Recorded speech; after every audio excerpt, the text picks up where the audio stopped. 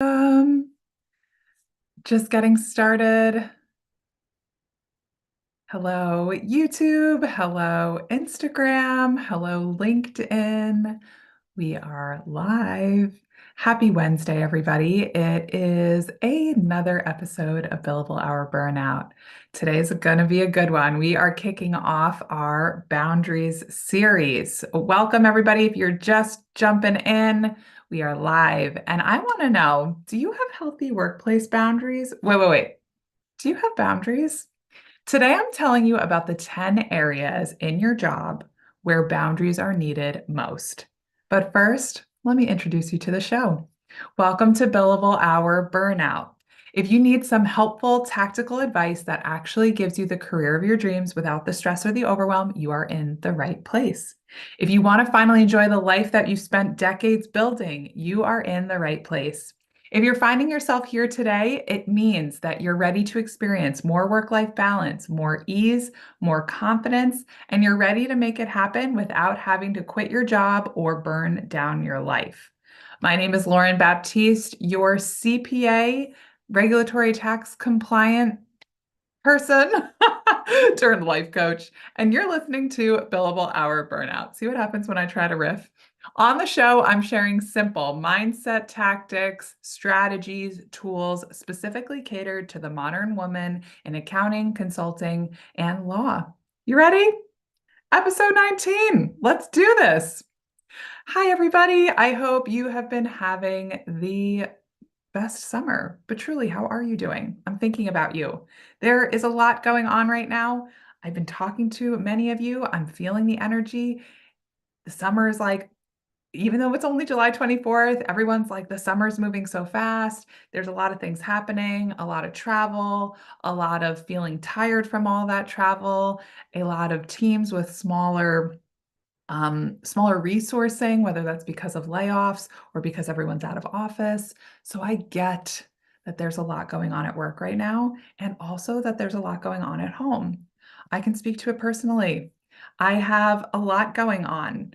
I have good things, I have challenges, I have all of it. So right now, my mother-in-law's in town. One of my best friends who lives in Europe, who's been in Europe for 5 years, she's in town. Maybe she's moving home. So let's see.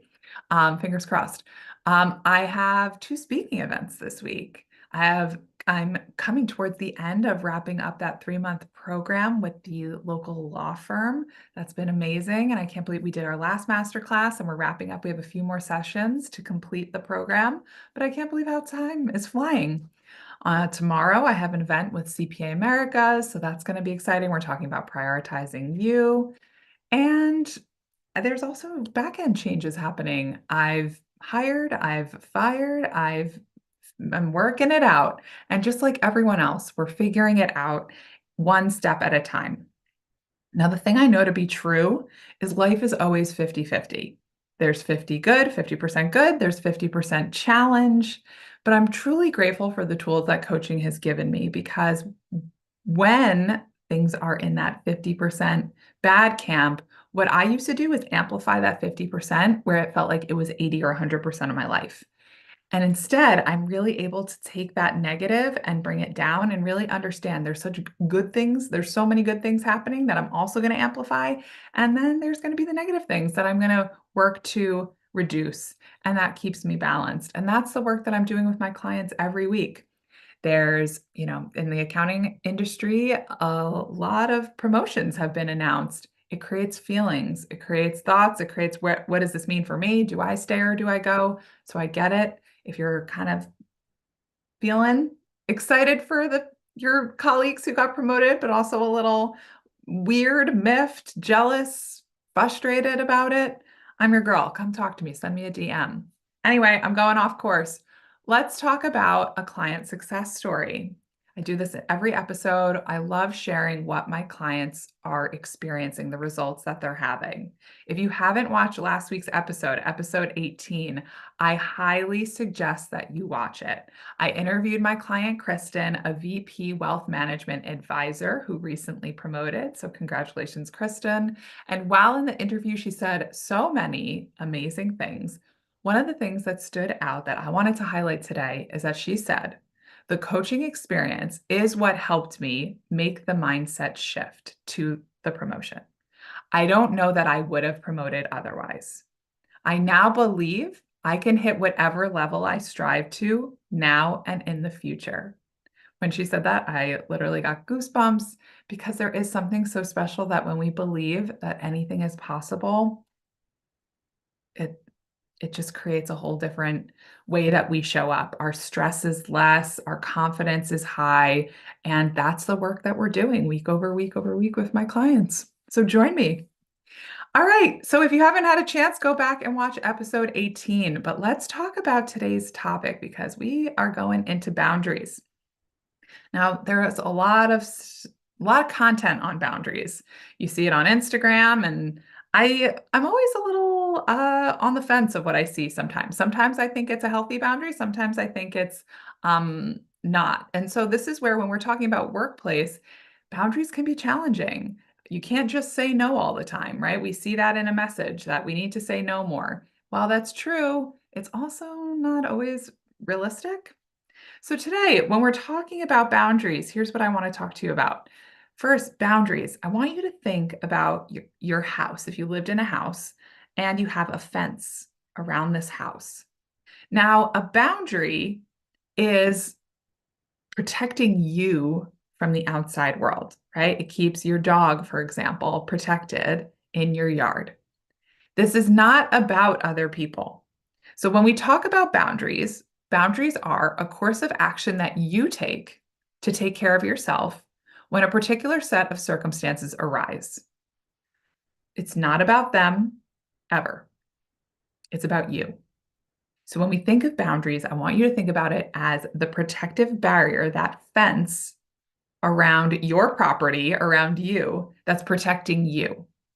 It's not necessarily about keeping them out, but it's keeping you protected.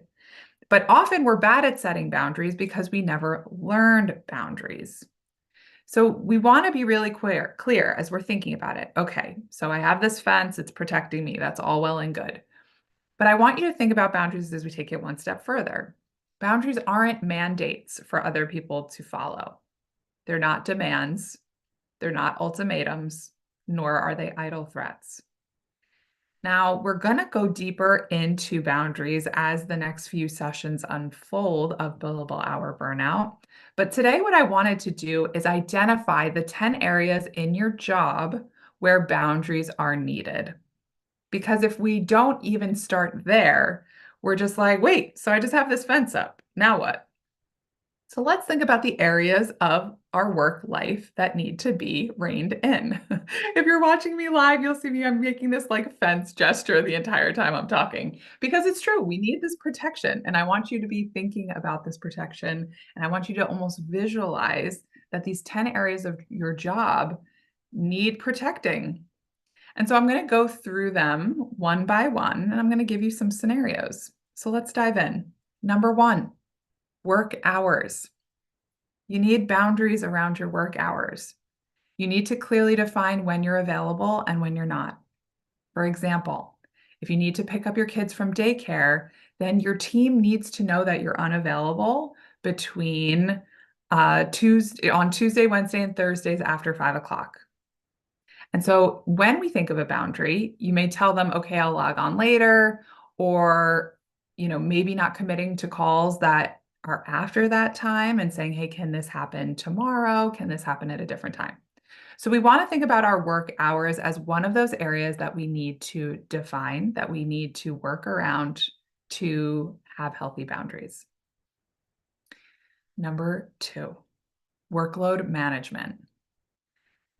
With that, I mean setting limits on the amount that you work, the amount you can take on in order to prevent burnout and ensure a quality output. So what does this mean? Workload management. Are you at capacity or are you over capacity? A lot of times I'm working with women who come to me who are actually over capacity. It's one thing to have a lot of hours that you need to hit, but it's one thing when you're trying to have a life and you're beyond capacity. what happens is quality starts to suffer. So this is why I say setting limits on the amount of work you take on to prevent burnout and ensure quality.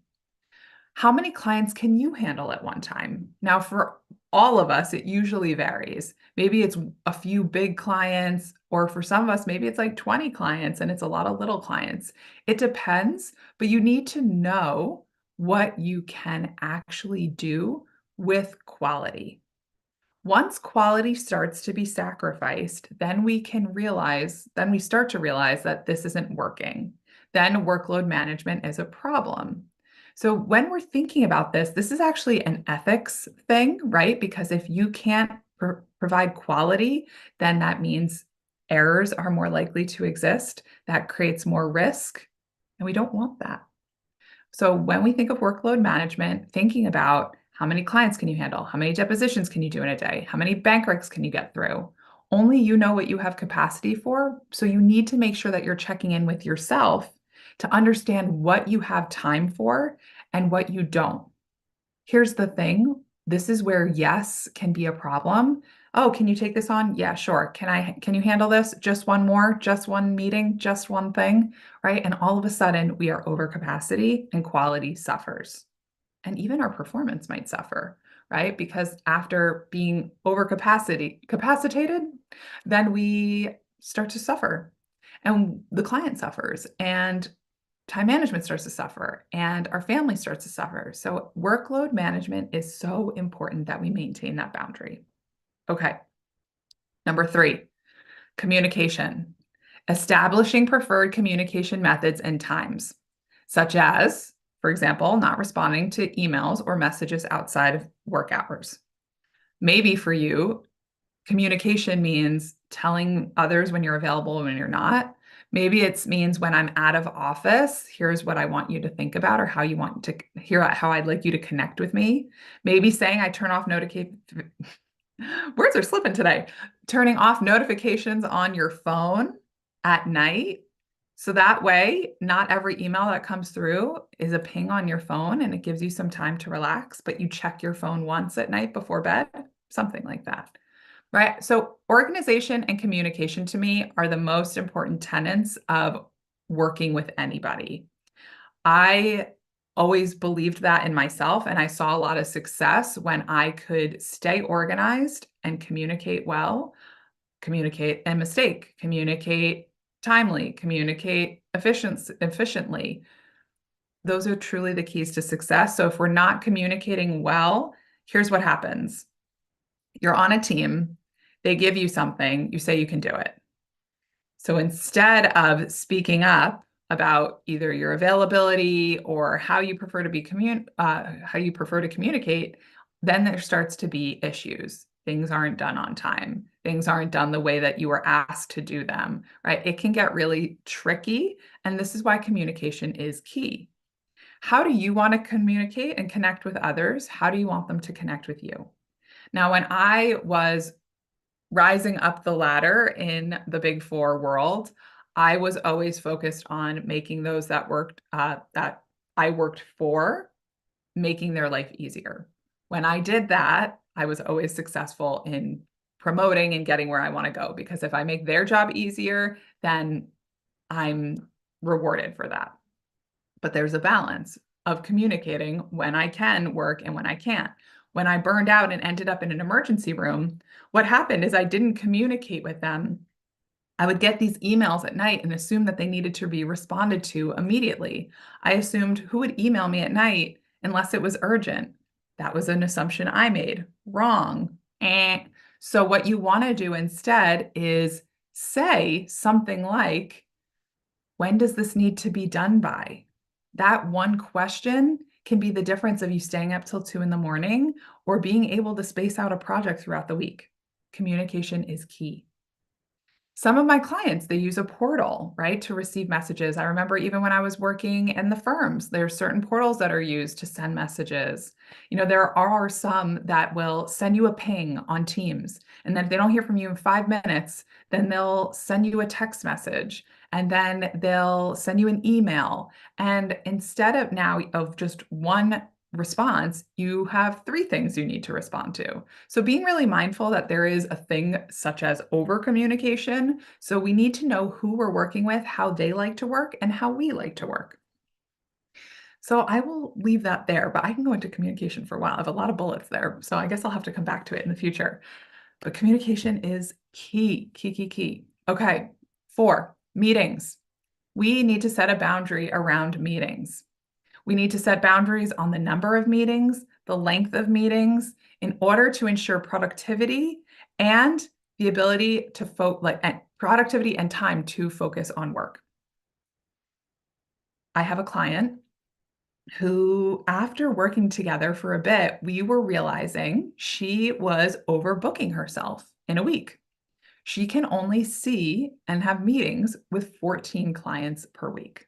It's the way her schedule is, it's the way it's set up. She can have 14 meetings a week, or she was doing 14 meetings a week, and it had her working nights and weekends.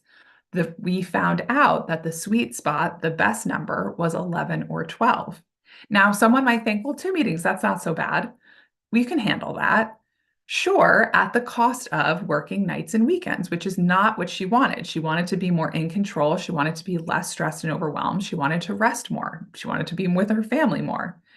When we changed her schedule to 11 or 12 a week, and then we created a mindset that that's okay, then we were able to be more efficient with the time that we did have, make the most of the meetings that you do have, and then what it creates is then a more efficient outcome.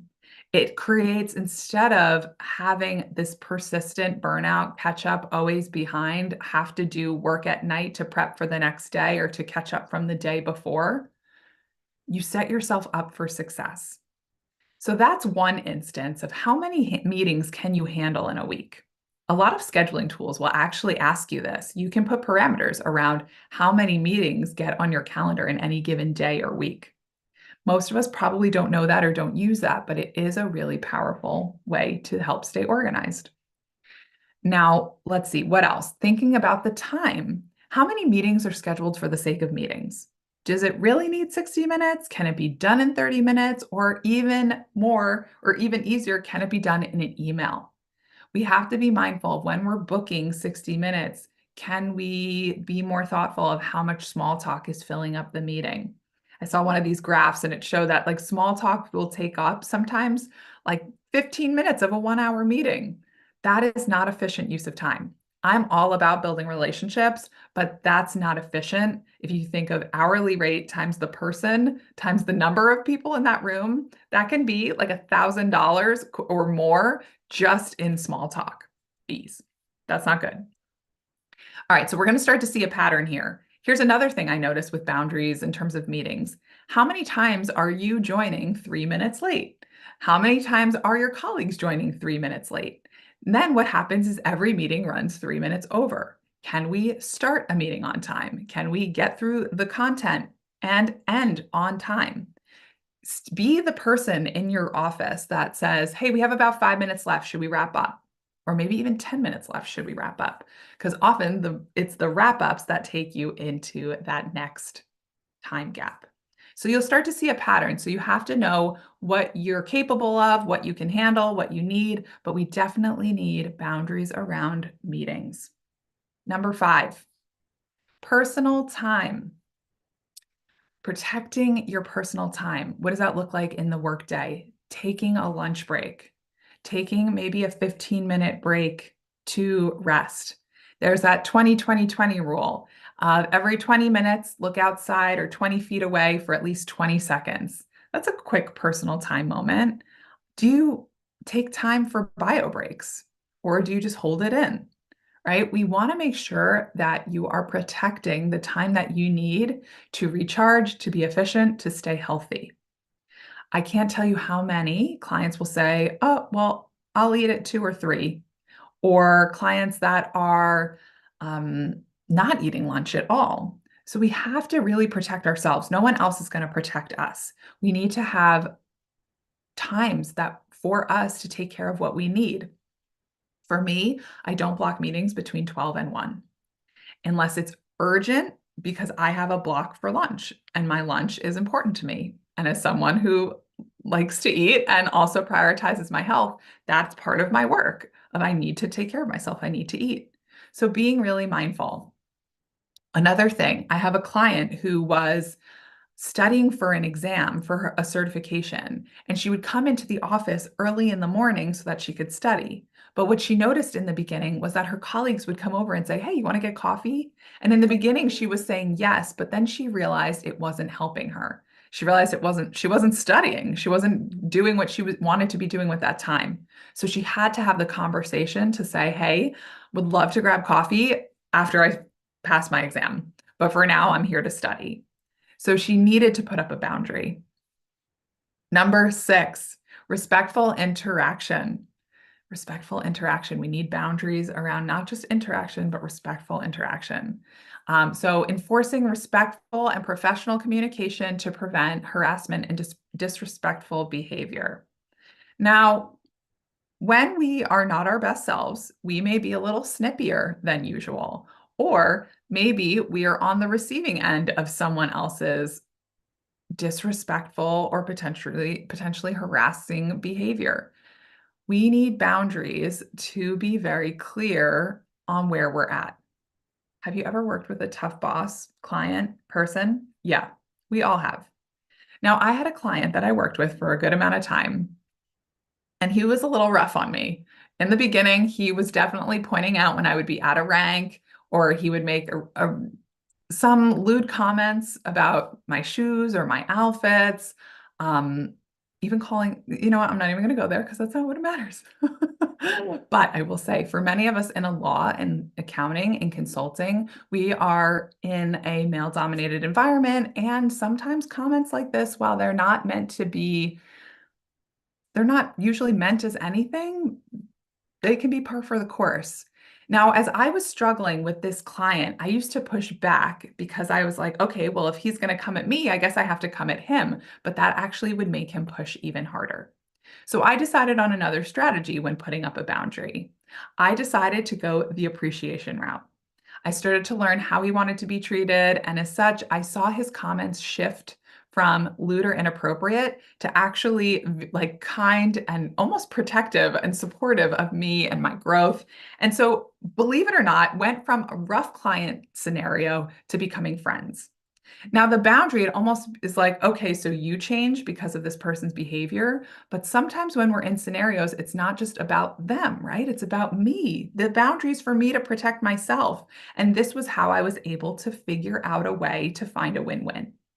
So we're still in good contact. We still laugh about it. We talked about the things that he said, and it's all good now. And so I always bring this one up because it's a little different than your typical thought of a boundary. Because usually, if it's an inappropriate comment, we're like, report it to HR. For some of us, that is a boundary. But for me, that wasn't the right one. For me, I wanted to figure out another way. So just know that not all boundaries are held or handled the same way. We need to figure out what's right for us and do it in a way that serves as a win-win. And I was really lucky that I didn't have to have an HR like sit down in that scenario. I like that I'm able to advocate for myself and figure out my boundaries. And as I was growing up in the profession of the Big Four, really had to learn how to handle respectful and disrespectful interactions. Number 7, project ownership. Clearly defining roles to avoid scope creep and overlapping duties. Now, there's a joke in the accounting industry that a senior manager is 3 things: a senior, a manager, and a senior manager if you're lucky. Now, when resources are tight, it's really easy to take on more work than what's actually yours. And what happens here, so that's one scenario where we're doing work that isn't actually at our level, but we have to do it anyway because maybe there's no one that can help us between, you have a staff and you're the senior manager on the project and there's nowhere in between, then you have to be the senior and the manager. That's just how it goes. And so that can be really challenging. So where we can really define roles or speak up for resources, that's going to help us prevent burnout because then we can say, hey, I will have capacity if I get an extra senior to support me on this project. And I also want you to think about the idea of project ownership as scope creep in terms of SOWs. How many times are you doing work or have a work SOW proposal signed, and all of a sudden you're doing more that's asked of you. Why is that the case? And then you do it once, and then they ask again and again and again. So we need to be really careful about when we give a contract that we stay in the terms of the contract. And it's not just to protect you, it's to protect the client as well. It's a win-win. So we have to think about project ownership because when that scope creep happens, overlapping duties happen, things get a little messy, and it starts to get just, yeah, lose-lose for everybody. Okay. Number 8, availability. Setting boundaries on availability for spontaneous tasks and interruptions. Okay, availability. So we're talking about boundaries. How do I put a boundary around my availability? Well, you can put this on your calendar. That might be really nice. If you're not available, like I mentioned earlier, you got to pick up your kids at daycare on Monday, Tuesdays, or Tuesdays, Wednesdays, and Thursdays, then block your calendar. Show that you're not available after 4:45 because you got to go grab your kids. You need to set your own boundaries because others will not do it unless you do it for you. How often are you just letting your schedule be taken over by other people dropping in meetings? Be mindful of the work that you need to do, the meetings that you can join, and go from there. Now, some of you might say, I don't have control over my schedule. Well, that's part of the problem. Even if you are busy, even if you are a partner, you still have control. Even if you're a senior manager on the rise and you think I have to be on all these meetings just because, there are definitely meetings that you don't have to join. And then the ones that you have to, then you show up and make sure that they're the most efficient and drop.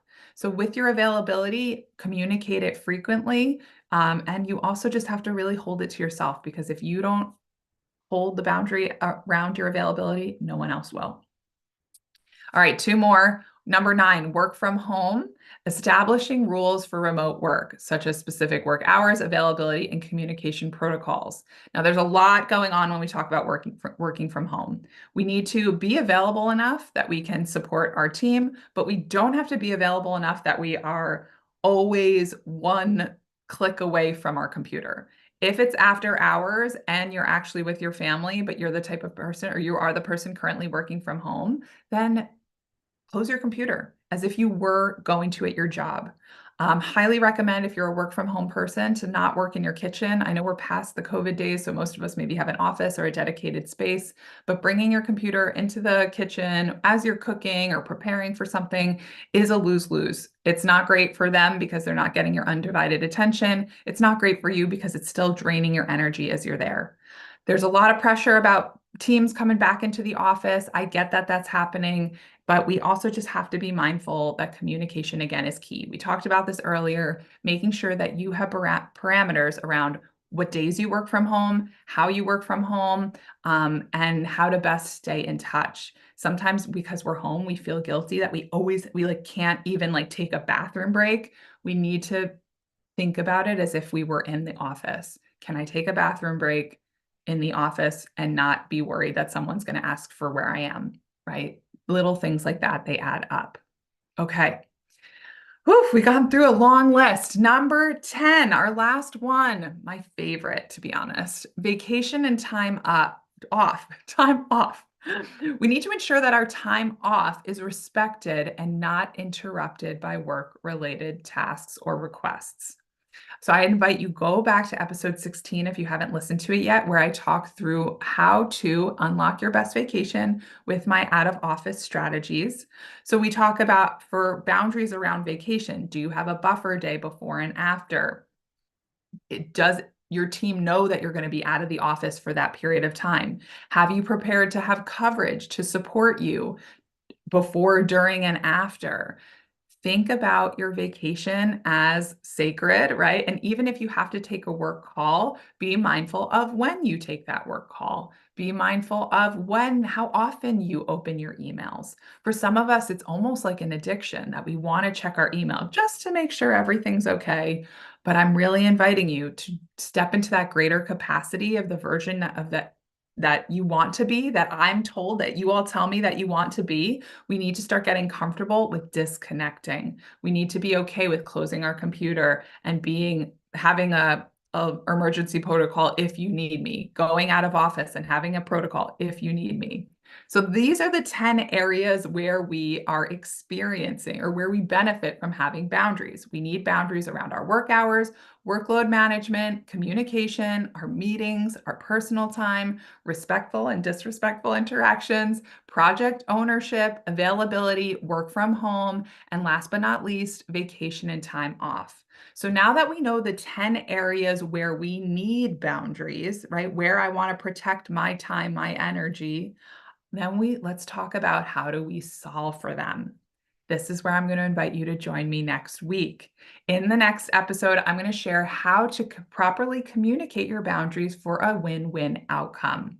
All right, we are at the 30-minute mark, so I'm going to drop here. Thank you, everybody, for joining today's episode of Billable-Hour Burnout. Are you on my newsletter? You should be. Go to akalowawellness.com/newsletter to join. If you just go to akalowawellness.com and scroll to the bottom, you can join my newsletter. This is the place to get weekly inspiration, tools, techniques, tips, and anyone on my newsletter is the first to know about anything, trainings, opportunities, all the good stuff happens there. You'll be the first to know. So you're going to want to be on that newsletter. So sign up for that. Stay with me. Thank you for joining me on Instagram, LinkedIn, YouTube, Facebook. Follow me on all the things. And thank you so much for listening. I love that this show is developing based on your feedback of what you want and your need. So always send me a message. I'd love to hear about this. And maybe I'll even pull you in for a hot seat one day. Thank you so much for listening. If you want to learn about me, my coaching program, Freedom, or Akaloa Wellness, visit www.akalowawellness.com.